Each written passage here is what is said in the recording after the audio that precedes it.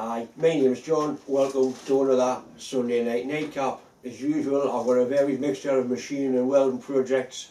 I do a motorcycle cylinder head and I repair a clutch slave cylinder off a little tractor. The first thing I want to do tonight is some viewer mail that came in, purely because one of the items in viewer mail is going to be this week's giveaway. So the first thing we'll do is have a quick look at this box and see exactly what turned up this week. This package arrived at work last week from Phil and Jackie Evans. I couldn't resist opening it. And inside we've got two large, what I call over centre clamps. These are fastened onto a bench. They've got a nice copper point there, so a good earthing point for welding. And they're basically for clamping things down as they're welded. There's two of them.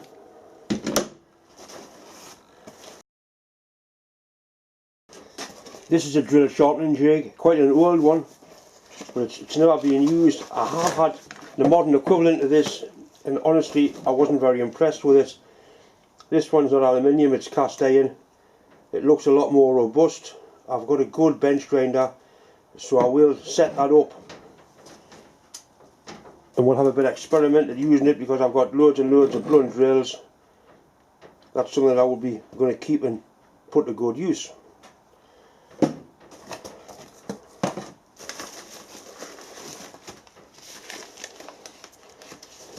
James Needle Tools. That is a brand new Imperial drill. It's a drill index. All the sizes in, so you can see what size drill you're actually using. You can pick a drill up and see what size it is. I have got one of these. I've got two. I've got one Imperial and one metric. So this one is going to be this week's giveaway. It's pointless having another one because you're never going to wear it out. And I'm sure they'd rather given away and used as just put away in one of my drawers and forgot about.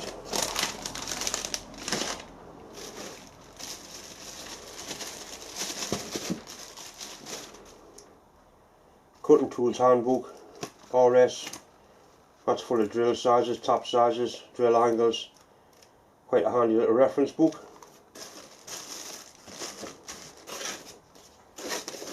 And there's some more of these little over centre clamps. I've got a friend that does a lot of fabrication work. He'll probably end up with some of these, and I will keep one or two for myself.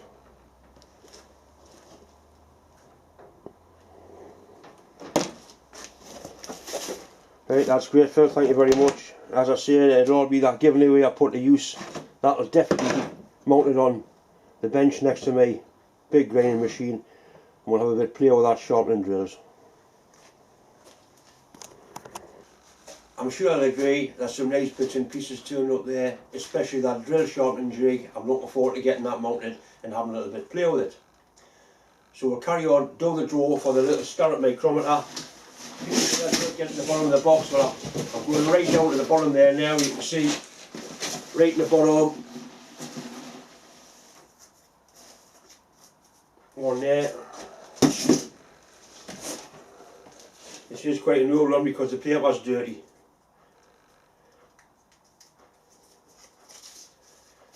Right, the name I've got is John Cameron.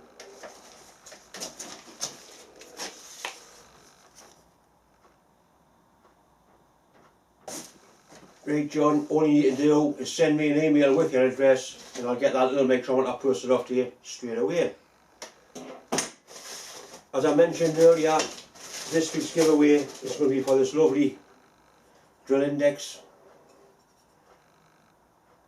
It's absolutely brand new. It's Moore and Wright Sheffield. Very nice indeed. As always, if you want a chance at winning that, all you have to do is send me an email. That's my email address up there. Your name goes into the bucket. If it's drawn out, I'll post it off. Like I say, I've already got one of these. It's not as good as this, but it's the same, more like the same make. There's a job turned up at you. It was just left outside my shop. It's a motorcycle cylinder head, two-stroke cylinder head. Got the Suzuki mark on there.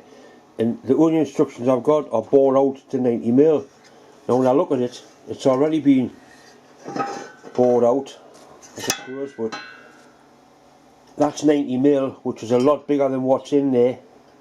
So I don't know if he wants to go all the way through or just bore down to the same level as that. What I'll do, I'll set it up in the 4-jaw chuck ready and bore it down to that level. If he wants it all the way through, I can. That's been done with a big cutter that's tapered in there. Whether they're taking all this out so it goes over the top of another barrel, I don't know. But when you look at 90mm, it's halfway through the stud holes. Interesting. Anyway, I'll get it set up in the 4-jaw chuck and we'll go from there. I'm going to put this tape at centre in just to hold it somewhere near in line when I knit the chuck up.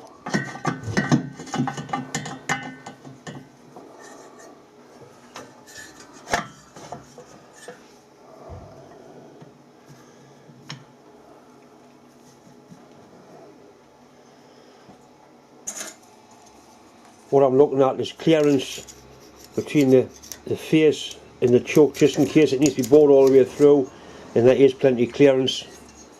So all we need to do now is knit these jaws up,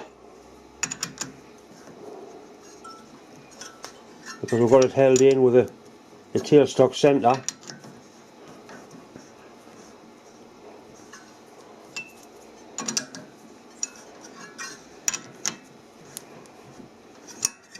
I don't know how accurate it was machined in the first place.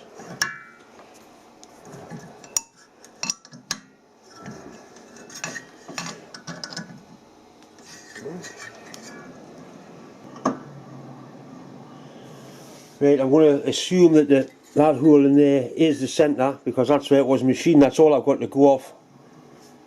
So I'll clock it in off that hole. I was going to use that centre, other that centre on the back of it, but there's no actual centre hole in there. That part will screw out, so I need to take that out and machine a centre into there. I'll use something else for the minute.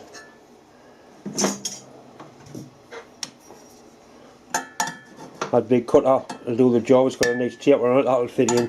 As long as I don't turn into the direction of cut, that'll be alright. That goes into there.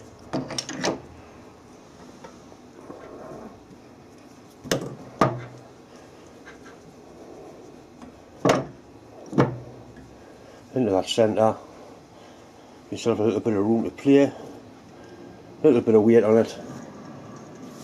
If I put a clock gauge on there, or just in as far as I can get. I've got an indicator up on the inside the fins there. I'll move the camera around so you can actually see what the indicator is doing. It's actually not too bad. We'll get it clocked in spot on and get it bored out. I've just had a phone call and the lad wants a 90mm hole all the way through. Right, I don't know how well the camera will pick up, but it's not too bad actually. High point, we'll find a high point at the top, which is that one.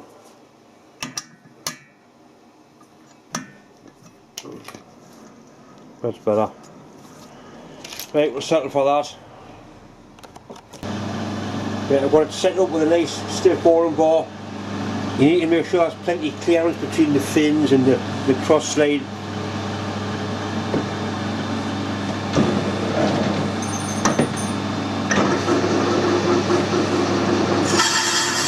Now, see, you see on the phone, all this is going to come out all the way through to 90mm, so it can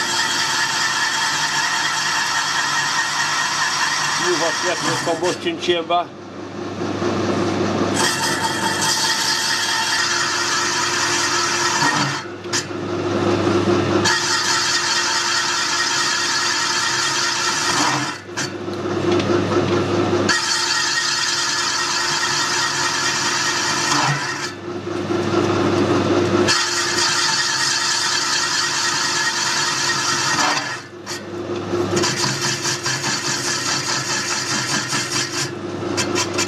Getting into the material proper now.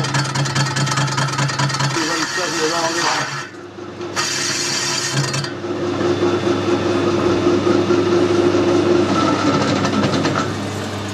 Right, there's quite a bit to come out of there yet.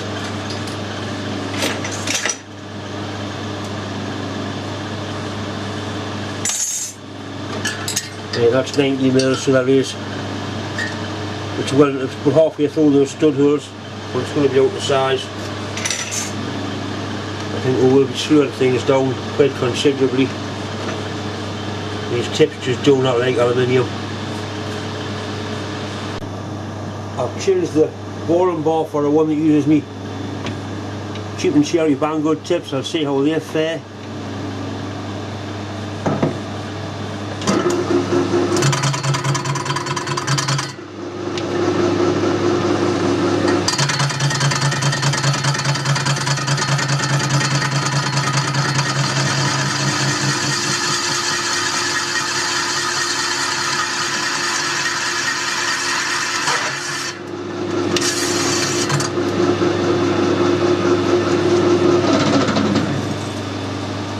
That's better. Still a lot to come out of there.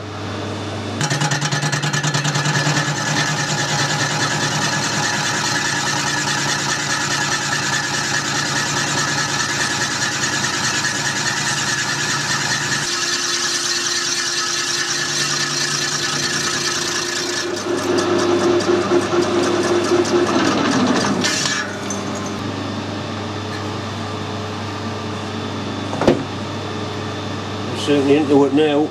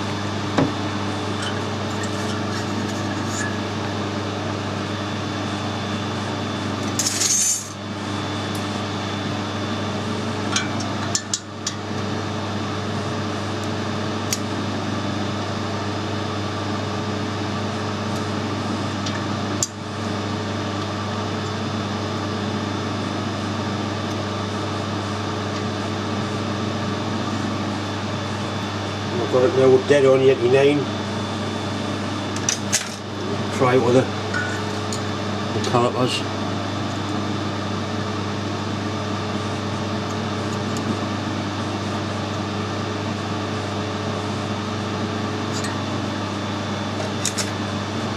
More or less the same reading with the calipers.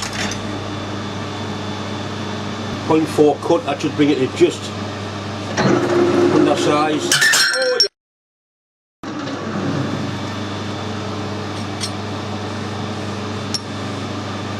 Right, I'm going to fin the wheel back on now, bastard.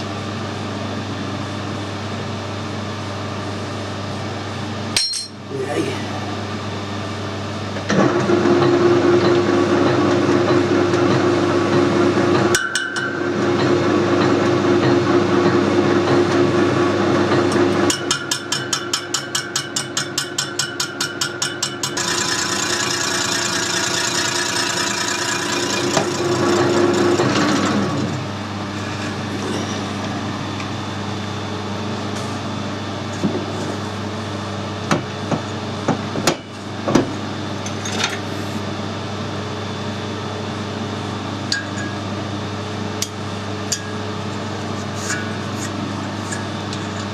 All kinds of nasty things happening inside of here.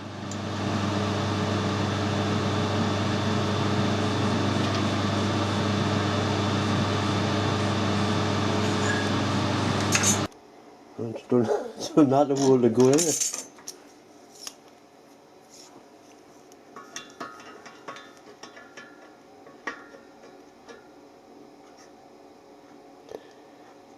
.15. You wanted 90mm, so just carelessness, and I broke that fin off. I'll be able to weld it back in for him.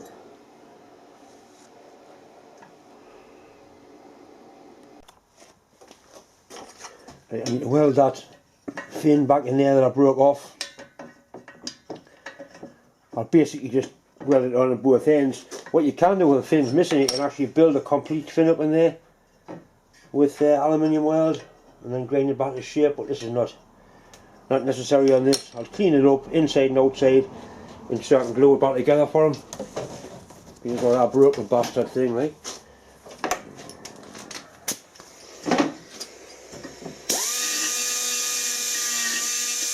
Normally find this is decent aluminium, welds quite well.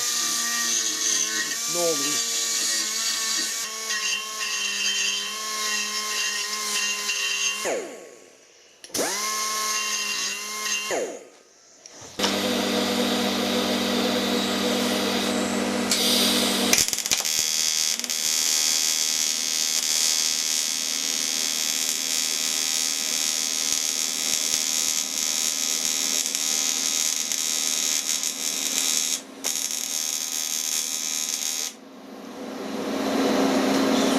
Reasonable shake aluminium.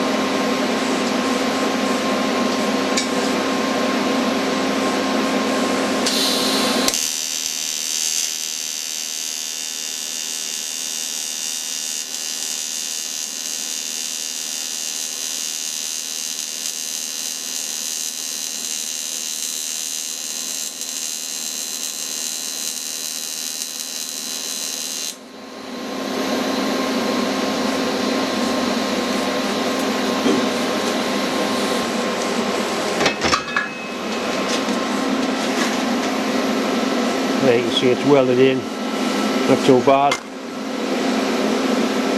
Little bit less for the grinder, it'll be alright. Certainly won't drop off.